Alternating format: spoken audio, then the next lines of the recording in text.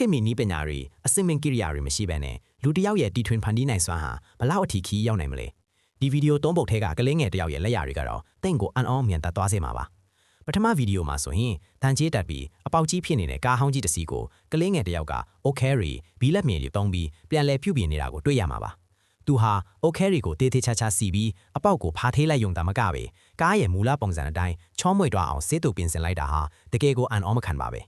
ဒုတိယဗီဒီယိုမှာတော့သူ့ရဲ့စိတ်ကူးစိတ်သန်းကပိုပြီးကြီးမားလာပါတယ်။အာဖရိကရဲ့ဆင်းရဲတဲ့ရွာလေးတွေမှာသူဟာယွင်တွေအုတ်ခဲတွေကိုအသုံးပြုပြီးကမ္ဘာကျော် Tesla ကုမ္ပဏီရဲ့ Cybertruck ကားမော်ဒယ်ကိုပုံစံတူဖန်တီးခဲ့ပါတယ်။ကားရဲ့တောင်ကျိုးတွေဘီးတွေနဲ့အချိုးအစားအလုံးကိုတည်သက်လက်ပစွာဖန်တီးထားတာဟာသူ့ရဲ့ပါရမီကိုထင်ရှားစေပါတယ်။တတိယဗီဒီယိုကတော့အံ့ဩစရာအကောင်းဆုံးပါပဲ။မြစ်ကန်ပေးတဲ့နေရာမှာသူဟာအုတ်ခဲအသေးလေးတွေကိုအသုံးပြုပြီးအလွန်လှပတဲ့နှစ်ထပ်အင်ကြီးတစ်လုံးကိုတည်ဆောက်ထားပါတယ်။အိမ်ရဲ့ဘေဒင်းပေါက်တွေအမိုးတွေလာတာဆောင်တွေသားမကအိမ်ရှိမှာရေစီးဆင်းနိုင်တဲ့တရားလေးတစ်ခုနဲ့အားကစားကားလေးတစ်စီးကိုပါအသေးစိတ်ဖန်တီးထားတာကိုမြင်တွေ့ရမှာပါ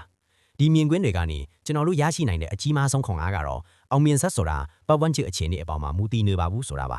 ဒီကလေးငယ်စီမှာခစ်မိတဲ့စက်ကိရိယာတွေမရှိပါဘူးဒါပေမဲ့သူ့စီမှာဇွဲလုံလစ조사အားထုတ်မှုနဲ့ကြီးမားတဲ့စိတ်ကူးရင်အိမ်မတွေရှိနေပါတယ်သင်ဘဝမှာလည်းလိုအပ်ချက်တွေအခက်အခဲတွေရှိနေနိုင်ပါတယ်ဒါပေမဲ့ဒီကလေးငယ်လိုပဲကိုယ့်စီမှာရှိတဲ့အရာလေးတွေကိုအကောင်းဆုံးအသုံးပြုပြီးစူးစမ်းမယ်ဆိုရင်ဒီနေ့မှာလှပတဲ့အောင်မြင်မှုတွေကိုတီးဆောက်နိုင်မှာအသေးချာပဲထင်ပါတယ်အားလုံးပဲစိတ်ဓာတ်မကြပဲရှေ့ဆက်စူးစမ်းကြပါလို့တိုက်တွန်းလိုက်ရပါတယ်